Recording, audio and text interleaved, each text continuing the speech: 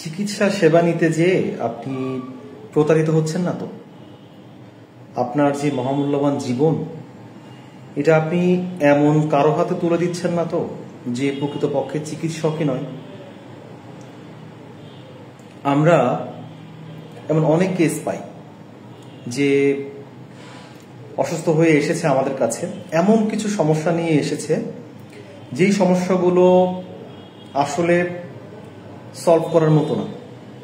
এর কারণ হলো যে সে এর আগে যে ওষুধগুলো খেয়েছে, যে চিকিৎসাগুলো নিয়েছে, যার ফলে তার শরীরে পার্মানেন্টলি কিছু ক্ষতি হয়ে গেছে, যার ফলে তার পুরোপুরি সুস্থ হওয়ার সুযোগ নেই।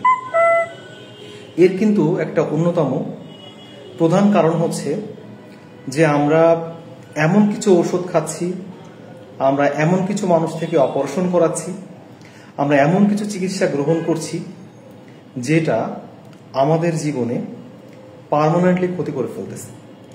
সুতরাং আমাদের অন্তত এতটুকু জানা উচিত যে আমার মূল্যবান জীবন যার হাতে আমি ছেড়ে দিচ্ছি সে প্রকৃতপক্ষে চিকিৎসক কিনা, অন্তত পক্ষে সে চিকিৎসা করার মতো নলেজটা রাখে কিনা।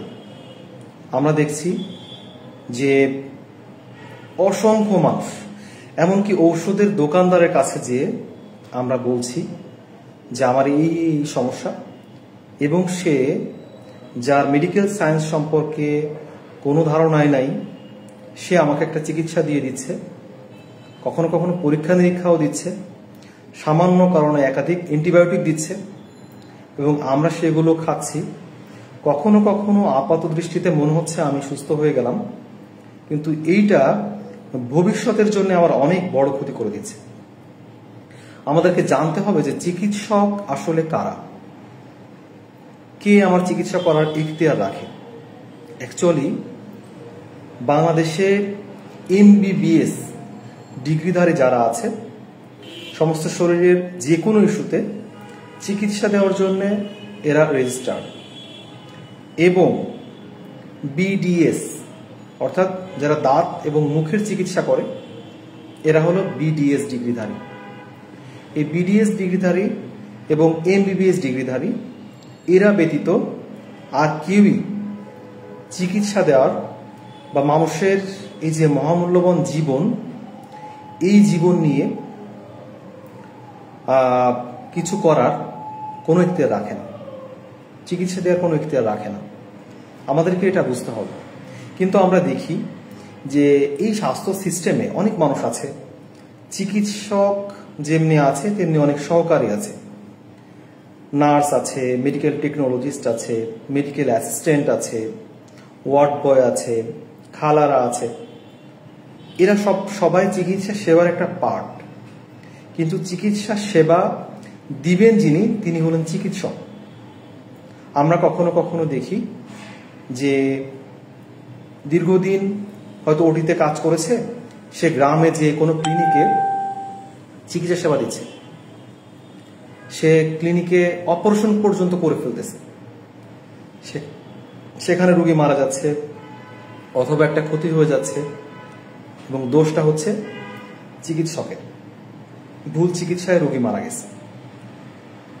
আমরা দেখছি যারা চিকিৎসা সহকারী, মেডিকেল অ্যাসিস্ট্যান্ট, এরা অপারেশন করতেছে, মানুষ একটু কম টাকায় পাওয়ার জন্যে সে তার জীবনটাকে এমন হুমকি মুখে ফেলতেছে।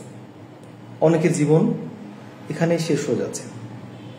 আবার কিছু কিছু অসাধু হাসপাতাল, বিশেষ করে অনেক ছোট ছোট ক্লিনিক, যারা চিকিৎসকদেরকে মেডিকেল অফিসার হিসেবে না রেখে তারা বিভিন্ন জায়গায় কাজ করা, বা এই মেডিকেল সহকারী অথবা যে টোটালি মেডিকেলের নলেজ নাই, কোনো জায়গায় হয়তো কিছুদিন কাজ করেছে, কিছু জিনিস দেখেছে, কিছু জিনিস শিখেছে, তাদের হাতে এই মেডিকেলের দায়িত্ব, হাসপাতালের দায়িত্ব বা ক্লিনিকের দায়িত্ব ছেড়ে দিচ্ছে, এবং এরা আমাদেরকে চিকিৎসার নামে ক্ষতি করতেছে। সুতরাং এই জায়গাটাতে আমাদের ক্লিয়ার হতে হবে। আমরা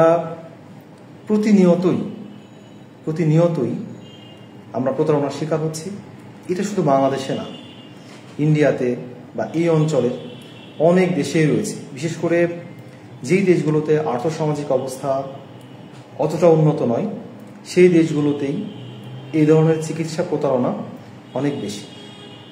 তাই আসুন আমরা অন্ততপক্ষে এতটুকু নিশ্চিত করি চিকিৎসা সেবা নেওয়ার আগে যে সে প্রকৃতপক্ষে চিকিৎসক কিনা। বাংলাদেশের প্রেক্ষাপটে MBBS এবং BDS ডিগ্রিধারী ছাড়া আর কেউ চিকিৎসা সেবা দেওয়ার এখতিয়ার রাখে না।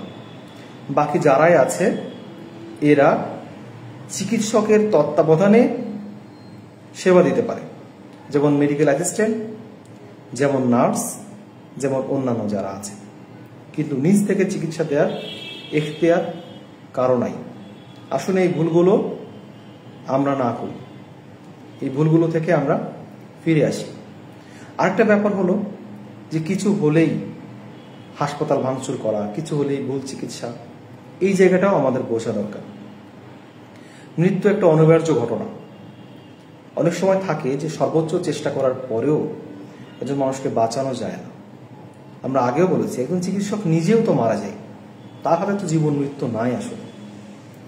তাহলে সকল চেষ্টা প্রচেষ্টার পরেও মারা যেতে পারে, সেই জায়গাগুলোতেও আমাদের বোঝা উচিত। আপনজন মারা গেলে সাথে সাথে আমরা হাসপাতাল ভাঙচুর শুরু করলাম, ভুল চিকিৎসার অজুহাত দিয়ে আমরা একটা দুর্ঘটনা ঘটিয়ে ফেললাম, এটাও আমাদের জায়গা থেকে দায়িত্বশীল আচরণ নয়। সুতরাং চিকিৎসকদের জায়গা থেকে যেমন দায়িত্বশীল আচরণ থাকতে হবে, তেমনি আমরা যারা সেবা গ্রহণ করি আমাদের এতটুকু সচেতনতা আমাদের মধ্যে থাকতে হবে যে আমরা চিকিৎসা সেবাটা কার থেকে নিচ্ছি সেটা যেন একটু বুঝতে পারি, অপারেশনটা কাকে দিয়ে করাচ্ছি সে ব্যাপারে যেন আমরা সচেতন হতে পারি। সেই সাথে সাথে চিকিৎসা নেওয়ার পরও একজন মানুষ মারা যেতে পারে, একজন মানুষ সুস্থ নাও হতে পারে, এটা আমাদের জায়গা থেকে বোঝা উচিত।